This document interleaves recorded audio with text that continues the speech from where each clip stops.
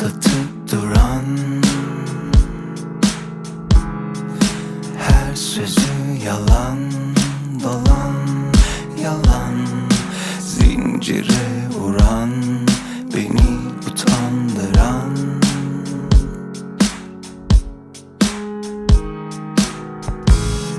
Son verip duran,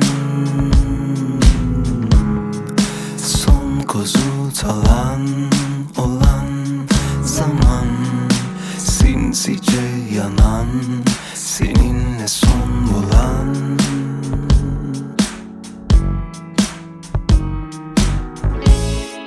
Senden kalan yalnızlıktan, camda duran sarmaşıktan, son kez geçip dudaklarından, tutmam asla kanatlarından, rüyalarından acı uyandıran, beni senin kapından kovduran, kalbini kırıp kırıp duran,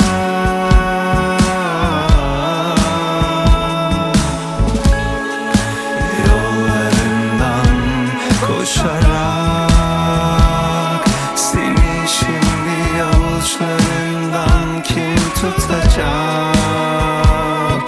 Buram buram çaldın inandın her şeyi.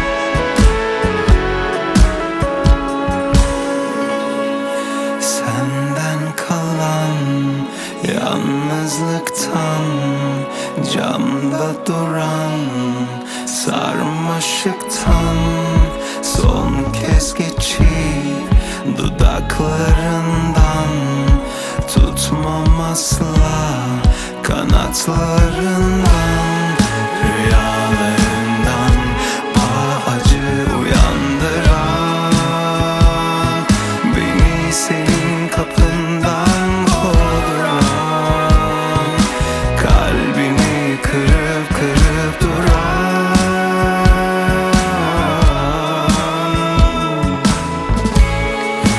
yollarından koşarak, seni şimdi avuçlarım